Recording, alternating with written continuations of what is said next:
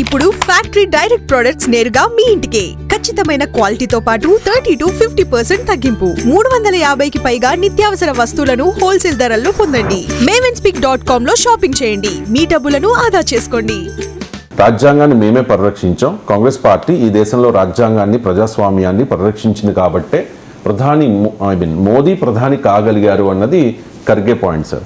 ఆయన ఇక్కడ ఇంకొక మాట కూడా అన్నారు, రాజ్యాంగాన్ని మేము పరిరక్షించకపోతే, మేము in the sense Congress party పరిరక్షించకపోతే మోదీ టీ అమ్ముకునేవారు అని చెప్పి. మోదీ టీ అమ్ముకునేవారా లేదా అని చెప్పి నేను మిమ్మల్ని అసలు క్వశ్చన్ అడగలేను, కానీ ఈ రాజ్యాంగం చుట్టూ జరుగుతున్న ఈ పాలిటిక్స్ ఏముందండి, పాలిటిక్స్లో ఎవరైనా కదా వీళ్ళు వాళ్ళని అంటుంటారు, వాళ్ళు వీళ్ళని అంటుంటారు. అందులో సర్ప్రైజింగ్ ఏముంటుంది చెప్పండి. ఇప్పుడు రాజ్యాంగం 2024 ఎన్నికల సమయంలో కూడా కాన్స్టిట్యూషన్కు బీజేపీ ప్రమాదాన్ని తెస్తుంది అనే ఒక పొలిటికల్ నరేటివ్ ఆధారంగా కాంగ్రెస్ ఇండియా కూటమి రాజకీయాలు చేసింది. దానికి మంచి ఫలితాలు కూడా పొందింది. కానీ దాంతో Bharatiya Janata party counter attack మొదలుపెట్టి మేం కాదు, కాంగ్రెస్ పార్టీయే ఈ దేశ రాజ్యాంగాన్ని భ్రష్టు పట్టించింది అనేది కాంగ్రెస్ పార్టీ పైన బీజేపీ అటాక్ చేస్తుంది. ఎందుకంటే కాన్స్టిట్యూషన్ అనే నరేటివ్ ప్రజలపైన ప్రభావాన్ని చూపింది కనుక ఆ ప్రజలపైన ప్రభావాన్ని చూపినటువంటి నరేటివ్ ఆధారంగా రాజకీయాలు జరుగుతున్నాయి. సో కానీ దేశంలో కాంగ్రెస్ మొత్తం రాజ్యాంగాన్ని కాపాడినట్లు, బీజేపీ మొత్తం రాజ్యాంగాన్ని కాపాడినట్లు అలా బ్లాక్ అండ్ వైట్లో తీయలేము. సో కాంగ్రెస్ చరిత్రలో రాజ్యాంగానికి సెలబ్రేట్ చేసే అంశాలు ఉన్నాయి, కాంగ్రెస్ చరిత్రలో రాజ్యాంగాన్ని నాశనం చేసిన చరిత్రలు కూడా ఉన్నాయి. ప్రపంచంలో అనేక దేశాలు మిలిటరీ నిరంకుశత్వంలోకి మగ్గిన భారతదేశం డెమోక్రసీ పడి నిలబడింది అంటే ఖచ్చితంగా ఈ దేశంలో అత్యధిక కాలం పాలించింది కాంగ్రెస్ కనుక. కాంగ్రెస్ కనుక రాజ్యాంగాన్ని అంతం చేసి ఉంటే డెమోక్రసీ ఉండేది కాదు. సో ఖర్గే చెప్పే ఆర్గ్యుమెంట్లో ఉన్న పాయింట్ అది. సో అందువల్ల మీకు ఇప్పుడు ప్రపంచంలో ప్రపంచ దేశాల రాజ్యాంగాల సగటు జీవిత కాలం చూస్తే 17 years 18 years ఉంది, అంటే average life span of a constitution. అలాంటిది ఇప్పుడు మన దేశంలో ఇప్పుడు నవంబర్ 26కు భారత రాజ్యాంగాన్ని ఆమోదించి సరిగ్గా 75 ఏళ్ళు అవుతోంది. 1949 నవంబర్ 26న రాజ్యాంగాన్ని ఆమోదించారు. 1950 జనవరి 26న రాజ్యాంగం అమల్లోకి వచ్చింది.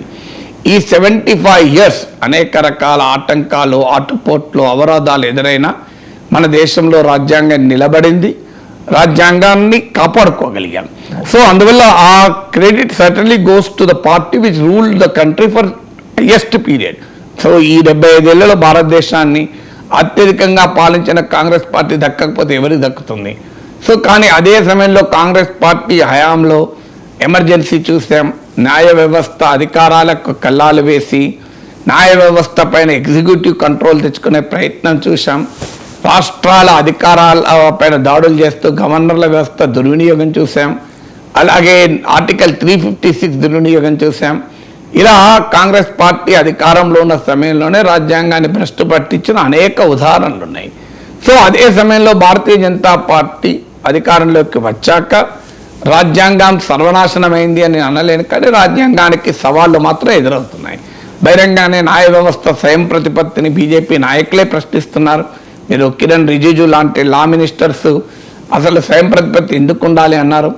జగదీప్ ధంకర్ లాంటి వైస్ ప్రెసిడెంట్లు అసలు సావర్నిటీ ఆఫ్ ద పార్లమెంట్ అని వాద పెట్టారు. అందువల్ల సెపరేషన్ ఆఫ్ పవర్స్, న్యాయ వ్యవస్థ, కార్యనిర్వాహక వర్గం ఈ రెండు విడివిడిగా పనిచేయాలి అనే భారత రాజ్యాంగ మౌలిక సూత్రం సెపరేషన్ ఆఫ్ పవర్స్. దానికి విఘాతం కలిగించే రీతిలో కేంద్ర ప్రభుత్వం పనిచేస్తుంది. జడ్జీల నియామకంలో మాకు అధికారం ఉండాలి అని ఏకంగా చట్టమే తెస్తే సుప్రీంకోర్టు కొట్టేసింది.